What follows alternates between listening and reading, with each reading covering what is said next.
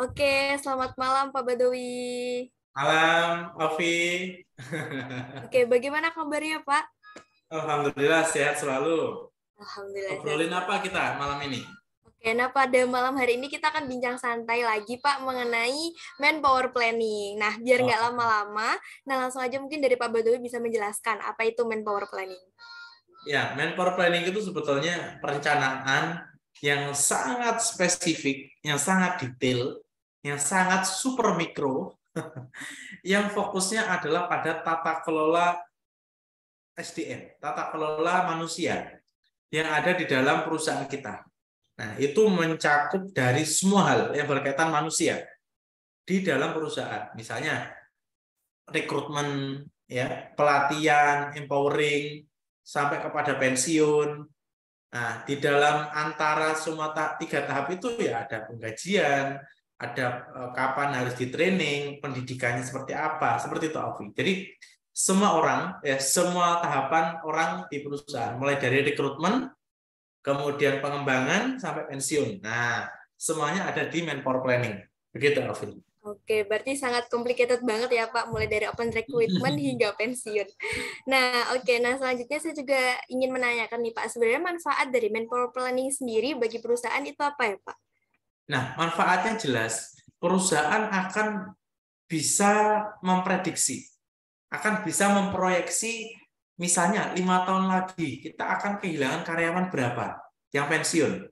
Maka kalau kita membutuhkan pada posisi supervisor misalnya, maka 5 tahun sebelum kita kehilangan orang-orang itu kita sudah melakukan rekrutmen. Nah, kemudian kita juga tahu tentang workload analisis. Sebetulnya per divisi itu butuh SDM-nya berapa?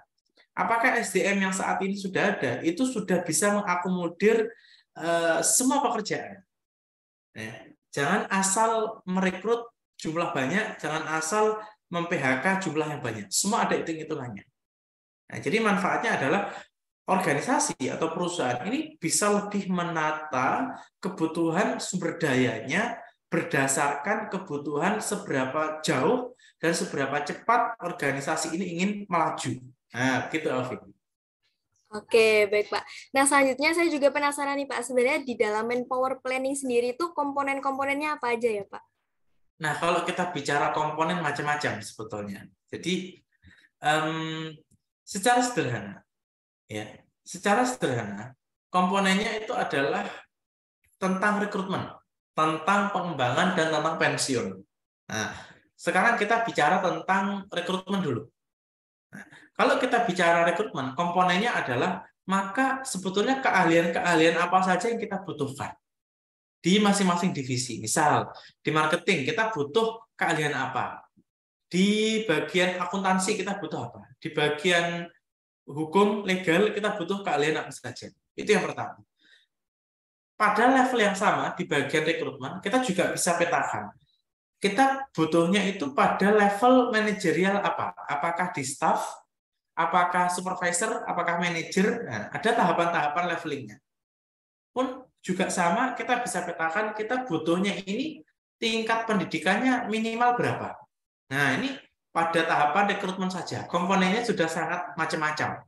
Kemudian pada aspek pengembangan. Nah, di situ kita juga bisa tahu. Misalnya, sekarang di lingkungan BUMN ada target dari Pak Menteri itu adalah Global Business Savvy, Digital Leadership, ya, transformation digital dan lain sebagainya. Maka kalau ada arahan seperti itu, maka di dalam pengembangan SDM, ya, orang-orang kita ini harus kita berikan pelatihan apa saja. Nah, atau kita sertifikasi apa saja yang dibutuhkan. Nah, di situ sangat penting. Ya, di situ sangat penting. Nah, oleh karena itu, komponennya adalah kita memetakan atau kita bisa melakukan analisis berkaitan dengan kebutuhan skill yang dimiliki saat ini, apakah sudah relevan dengan kebutuhan skill yang diharapkan oleh visi misi perusahaan. Kemudian pada aspek retirement atau aspek pensiun. Nah, di situ kita perlu memetakan berapa jumlah yang akan pensiun pada beberapa waktu ke depan. Nah, ini yang harus kita persiapkan. Kita siapkan penggantinya. Kemudian yang bersangkutan nanti pensiun, posisi terakhirnya apa? Apakah manajer, apakah direktur, apakah supervisor? Maka jumlah pesangonnya jangan lupa besar ini. Ya, uang pesangonnya beda level, beda-beda besarannya. Nah, ini harus kita siapkan. Ya, jangan sampai kita sudah karyawan kita pensiun, uang pesangonnya tidak siap. Nah, bermasalah ini kan. Nah, seperti itu. Jadi komponennya banyak sekali. Semua yang berkaitan sama manusia pokoknya. Begitu, Afi. Nah, oke Pak. Nah, selanjutnya saya juga ingin tahu nih Pak, bagaimana sih Pak tahapan dari penyusunan Manpower Planning sendiri? Nah, kalau tahapan sebetulnya relatif lebih simpel. Karena kita berbicara tentang manusia, ya. Nah, meskipun tidak mudah, tapi simpel, ya. Beda sama beberapa komponen yang pernah kita bahas sebelumnya, ya, itu sangat beragam aspeknya, ya. Pertimbangannya macam-macam. Tapi untuk manpower planning ini sebetulnya simpel, meskipun tidak mudah, ya. Yang pertama adalah kita perlu melakukan menentukan tujuan perencanaan tenaga kerja kita kemana, ya. Jadi kalau kita kemajuan bisnisnya melakukan transformasi digital, maka tujuan perencanaannya adalah kita butuh tenaga kerja yang memiliki kemampuan-kemampuan digital. Misalnya seperti tech savvy misalnya, ya. Dia sangat mahir di bidang data dan sebagainya. Itu yang pertama. Yang kedua adalah melakukan pemetaan sumber daya manusia yang ada di perusahaan. Kita petakan nih, kita mapping. Ada orang dengan usia tertentu, usia senior berapa persen, usia muda berapa persen, jabatan yang paling dominan dipengaruhi jabatan apa, apakah direksi, manajer, atau staff. Kemudian gaji, nah kita harus pemetaan berapa nih jumlah rasio gaji yang paling dominan, itu harus kita petakan. Kemudian langkah berikutnya setelah kita bisa melakukan mapping, kita bisa memperhitungkan SDM yang kita butuhkan. Nah, di sini letak masalahnya biasanya. Jadi banyak perusahaan tidak punya manpower planning, kemudian mereka asal melakukan rekrutmen. Ya, ada divisi atau departemen butuhnya 18 orang, tapi hanya dilakukan rekrutmen 3 orang. Itu juga ada. Kemudian ada juga departemen atau divisi, dia sebetulnya hanya butuh 1 orang, ternyata rekrutmennya butuh 5 orang. Nah, ini tidak inline, ya, tidak cocok, tidak cross check. Nah, komponen yang ketiga ini penting, sangat krusial, yaitu memperhitungkan SDM yang dibutuhkan. Kemudian tahapan keempat adalah melakukan perencanaan. Ya, perencanaan tenaga kerja mulai memasuki tahap penetapan. Nah, kita tetapkan di mana? Setelah rekrutmen, dan nanti kita taruh di divisi apa? Sesuai keahliannya, sesuai kebutuhannya. Nah, ini penting. Jadi, filosofinya itu adalah menaruh orang yang tepat di tempat yang tepat, di waktu yang tepat. Nah, ini penting. Ketika salah, wah, bermasalah nanti, ya. Bukan prestasi malah. Kemudian, nah ini melaksanakan rekrutmen. Nah, kalau sudah kebutuhannya jelas, mappingnya jelas, nanti ditempatkan di mana jelas, baru kita melaksanakan rekrutmen.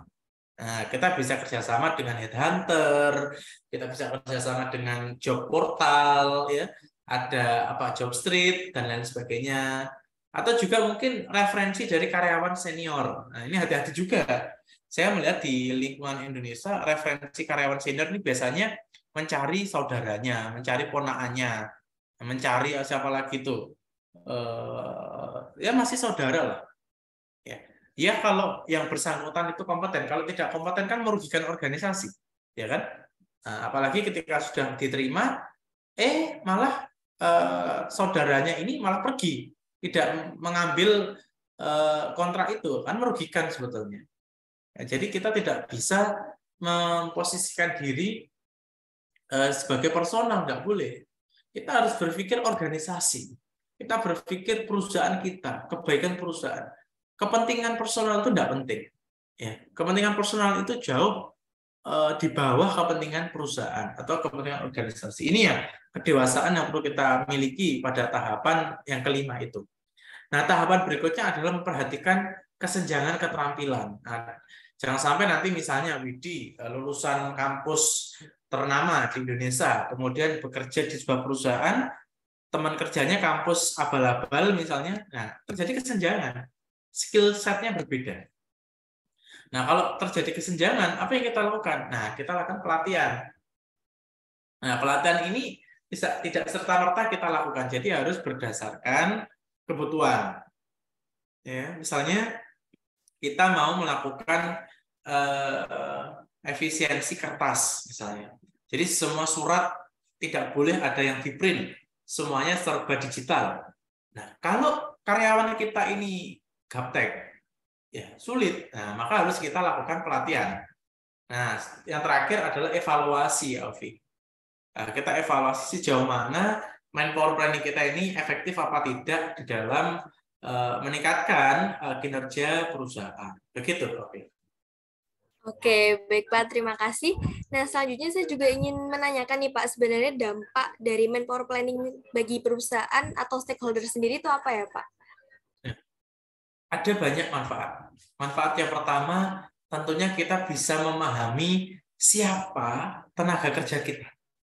Kita bisa memahami karakteristik dan potensi karyawan kita. Sehingga kalau beberapa stakeholder nyebutnya adalah talent pool. Nah, jadi orang-orang yang memang sudah memiliki karakteristik kepemimpinan yang kuat, yang solid. Nah, ini bisa kita giring untuk kita jadikan pemimpin di masa depan. Ya, eman-eman itu apa ya? Sangat disayangkan jika di perusahaan kita memiliki talent yang bagus, talent yang berkualitas, karena tidak dikelola dengan baik, maka dia bisa diambil perusahaan sebelah. Nah, ini adalah kemunduran di bidang SDM. Nah, yang kedua adalah perencanaan masa depan. Kita bisa melakukan perencanaan masa depan dengan sangat efektif karena kita punya perhitungan. Nah, ini manfaatnya. Yang ketiga, kita bisa melakukan proses rekrutmen dan seleksi secara baik dan benar. Berapa yang dibutuhkan? Skill keahliannya apa? Ya, karakteristiknya seperti apa yang kita butuhkan. Ini penting.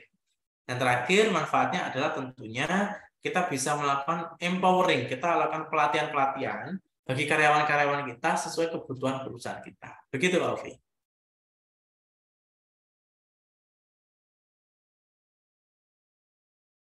Oke, berarti cukup banyak juga ya Pak dampak dari manpower planning sendiri bagi stakeholder.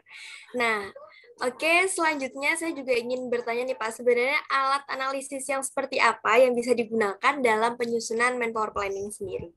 Kalau untuk alat analisis kita biasanya menggunakan Excel ya, ada worksheet. Ya, worksheet itu dari kiri nomor, nama, tempat tanggal lahir, jabatan, sampai nanti ke kanan itu skill-skill yang dia miliki. Jadi sebetulnya manpower planning ini sederhana sebetulnya. Kita bisa menyelesaikan manpower planning hanya dalam satu Excel, tapi big data, besar sekali datasetnya. Ya. Nah, jadi kerangka berpikir atau alat analisisnya ya kita pakai Excel, di situ kita lakukan analisis berkaitan dengan kebutuhan-kebutuhan dari keahlian yang harusnya dimiliki oleh karyawan kita. Nanti akan ketahuan gap-nya. Misalnya kita butuh tadi global business savvy, butuh digital leadership. Nah, kalau misalnya skill set-nya dia nggak punya, nah ketahuan. Nah, seperti itu, Alfi. Oke, baik Pak. Nah, selanjutnya saya juga ingin bertanya dan penasaran juga nih Pak, terus terang. Bagaimana sih Pak metode kerangka berpikir dalam penyusunan manpower planning sendiri? Sebetulnya kita bisa secara sederhana, saya tidak bicara teknis ya, karena nanti jelimet. Banyak gitu ya. Tapi secara sederhana kita membandingkan antara as is dan to be. Nah, sekarang manpower planning kita seperti apa as is-nya. Kemudian to be-nya itu apa yang kita harapkan. Nah, kalau ini ada gap antara yang saat ini terjadi dan yang kita harapkan, nah ini yang harus kita selesaikan. Sebetulnya manpower planning ini menjembatani antara dua kondisi itu. Sehingga nanti stakeholder, terutama direktur SDM, itu akan memiliki worksheet, semacam kertas kerja, yang itu sangat komprehensif dalam melakukan mapping karyawan-karyawan yang dia kelola. Jangan sampai seorang pimpinan itu tidak tahu siapa karyawannya.